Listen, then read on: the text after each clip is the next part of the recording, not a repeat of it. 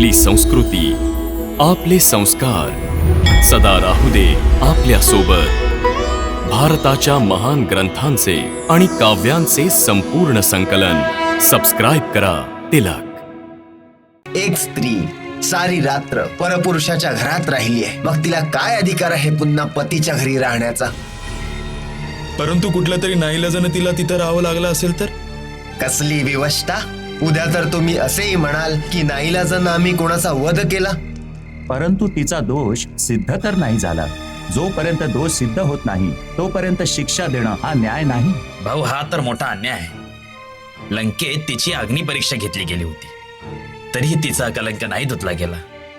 अरे, अग्निपरीक्षा कुणी पाहिली होती? वानरांनी? अस्वलांनी? अरे, अयोध्या म्हटलं कुणी होतं का तिथं जे त्याची साक्ष देऊ शकेल? तुम्हा शहरामधल्या नागरिकांच्या नाडीमध्ये तर पुरुषत्वाचं रक्तच नाही राहिलंय. सभ्यतेच्या नावाखाली तुम्ही लोक काय नपुसकांसारखे बोलताय? अरे भाऊ, एक स्त्री सारी रात्र परपुरुषाच्या घरात राहिली आहे, मग तिला काय अधिकार आहे पुन्हा पतीच्या घरी राहण्याचा? परंतु कुठल्या तरी नाईलाजाने तिला तिथं राहावं लागलं असेल तर? कसली विवशता! उद्या तर तुम्ही असेही म्हणाल की नाईलाजानं आम्ही कोणाचा वध केला. परंतु तिचा दोष सिद्ध तर नाही झाला. जोपर्यंत दोष सिद्ध होत नाही तोपर्यंत शिक्षा देणं हा न्याय नाही. तुम्हा शहरवाल्यांचा हाच दोष आहे. सगळ्या गोष्टींमध्ये न्याय अन्याय यांचे प्रमाण देत असता, प्रत्येक गोष्टीचा पुरावा मागत असता. अरे भाऊ, भगवंताने मानवाला बुद्धी कशासाठी दिली आहे? तिचा वापर करण्यासाठीच ना. मग सामान्य बुद्धीचा प्रश्न असा आहे की ज्याच्याबरोबर रात्र घालवून आली आहेस, जा त्याच्याचकडे.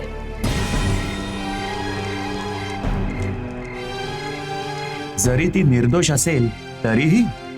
पण ती निर्दोष आहे याचा साक्षीदार कोण आहे? पण ती निर्दोष आहे याचा साक्षीदार कोण आहे? त्याच्यासाठी साक्षीची आवश्यकताच कुठं आहे हे तर आंधळ्यालाही दिसतं. भाऊ, अनेक वेळा जे दिसतं ते सत्य नाही असत. म्हणूनच या गोष्टीचा निर्णय इतक्या सहजपणे नाही झाला पाहिजे. यावर कुणाचं तरी सारं जीवन निर्भर आहे. जर हे प्रकरण राजाकडे गेलं तर ते यावर विचार न करता निर्णय नाही देणार. त्यांना दोषाचा पुरावा पाहिजे. अरे छोट्या भावा, हे तर त्याचं भाग्य चांगलं होतं की त्या दिवशी त्यांची पत्नीची भेट राजाशी नाही झाली. नाहीतर राजाने या प्रकरणात न्यायाचा विचार केलाच नसता. त्याने विचार न करता आपले सैनिक त्याच्या पत्नीसोबत पाठवले असते की ठेव हिला आपल्यासोबत, नाहीतर सुळावर चढवेन. पण एक गोष्ट तू मला सांग, राजाचे सैनिक तिला तिच्या पतीच्या घरापर्यंत तर पोहोचवू शकत होते, पण काय ते पती आणि पत्नीमधले संबंध सुधारू शकत होते? तुम्ही असा विचार का करताय? राजा काय इतका क्रूर आणि अन्यायी आहे? नाही, क्रूरही नाही, अन्यायही नाही.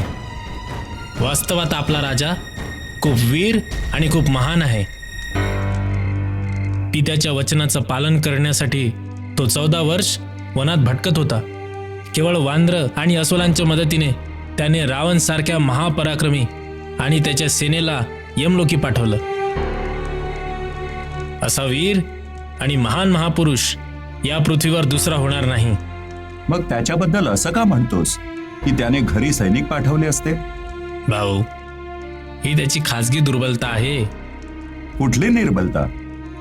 त्या खासगी निर्बलतेचं नाव आहे सीता. सीता? हो, सीता. ती रावणासारख्या महापाप्याच्या घरी 10 महिने राहून आली. आणि आपल्या राजा रामाचं त्या स्त्रीवर इतकं प्रेम आहे की तिला नुसतं आपल्या घरीच नाही आणलं, तर तिला आपल्यासोबत सिंहासनावरही बसवलं. अरे, काय आवश्यकता होती याची? या जगात एकापेक्षा एक सुंदर राजकुमारी आहेत. कुणाशीही विवाह केला असता. पण भाऊ, जेव्हा एखादा पुरुष एखाद्या स्त्रीच्या मोहजाळात फसतो ना, तेव्हा त्याची हीच दशा होते.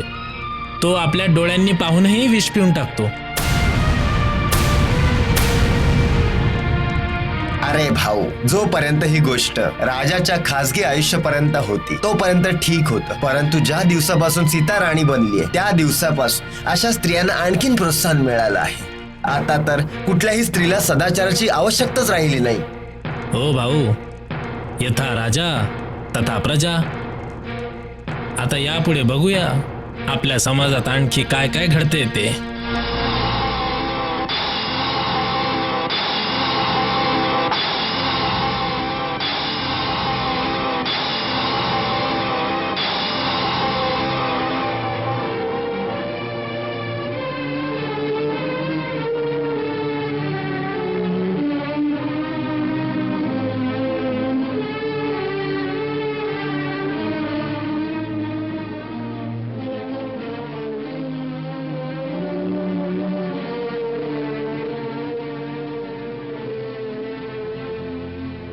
महाराज, म्हणून मी सांगत होतो की त्या लोकांचं बोलणं नका ऐकू.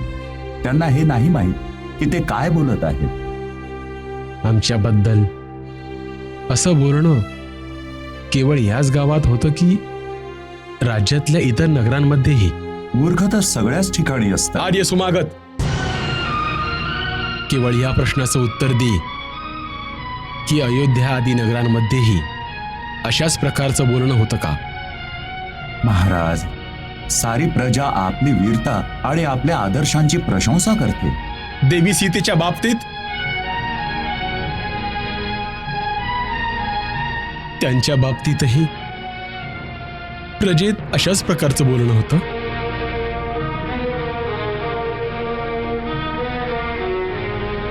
उत्तर दे. होय महाराज.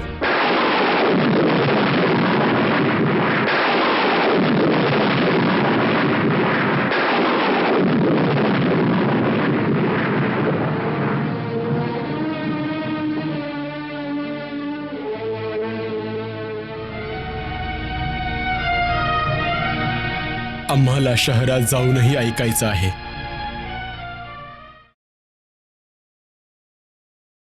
महाराणीजीचा आदेश आहे की महाराज आणि महाराणी काही विशेष कार्यात व्यस्त आहेत, म्हणून 2 दिवसापर्यंत कुणाला दर्शन नाही होणार.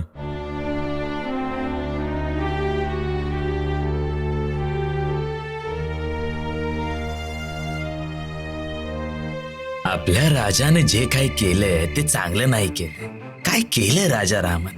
अरे थोडा तरी विचार करायला हवा होता. सर्वात मोठं भय हे आहे की आता हळूहळू समाजात दुराचाराची प्रथा पसरेल आणि राजाच्या गृहस्थ जीवनाचा प्रभाव तर साऱ्या प्रजेवर पडेलच.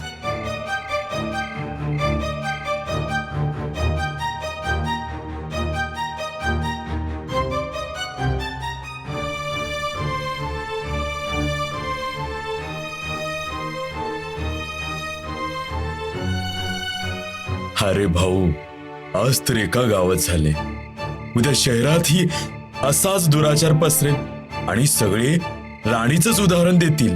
अरे भाऊ, राम राज्यात हाच एक कलंक तर राहील. इतकी महान व्यक्ती स्त्रीच्या मोहात कशी विवश होऊन जाते ना, की त्याला न्याय आणि अन्यायाचंही भान नाही राहत. या परिस्थितीत राजाने काय करायला हवं? त्या स्त्रीचा त्याग. कुठल्याही दोषाशिवाय? अरे भाऊ, तिला निर्दोषही तर नाही म्हणू शकत ना. एका परपुरुषाच्या घरी राहण्याचा कलंक तर लागलाच आहे ना. केवळ ती एक स्त्री आहे म्हणून तिला पुरुषांचा प्रत्येक अन्याय सहन करावा लागेल का? केवळ पुरुषांच्या साक्षीनेच ती खरी किंवा खोटी ठरेल का? केवळ स्त्री असण्याचा इतका मोठा दंड, हा तर खूप मोठा अन्याय आहे. तुम्हाला असं वाटतंय का की तुमच्या राजाने तुमच्या या अन्यायात तुमची साथ द्यावी? भाऊ, हा तर मोठा अन्याय आहे. लंकेत तिची अग्निपरीक्षा घेतली गेली होती, तरीही तिचा कलंक नाही धुतला गेला. अरे अग्निपरीक्षा कुणी पाहिली होती? वानरांनी? अस्वलांनी? अरे अयोध्ये म्हटलं कुणी होतं का तिथं जे त्याची साक्ष देऊ शकेल? या पद्धतीने तर सगळ्या गावातले लोक म्हणतील की आमच्या समोर अग्निपरीक्षा नाही झाली. याचा अर्थ असा की ती बिचारी प्रत्येक गावात, प्रत्येक शहरात वारंवार अग्नीत जाळली जावी, मगच ती अग्निपरीक्षेत सफल होईल का? भाऊ, जिला प्रत्येक नगराची, प्रत्येक गावाची राणी बनण्याची इच्छा असेल, तिला तर हेच करावं लागेल.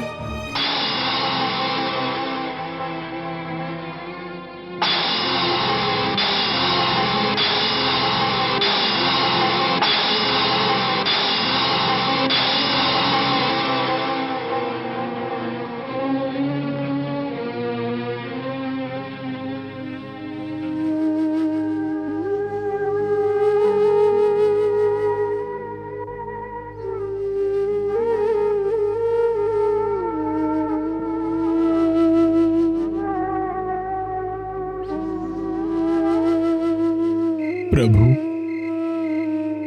ज्या प्रजेसाठी राजा आपलं सारं काही बलिदान देतो, का तीच प्रजा इतकी कृतज्ञ आणि पाषाण हृदयी असू शकते?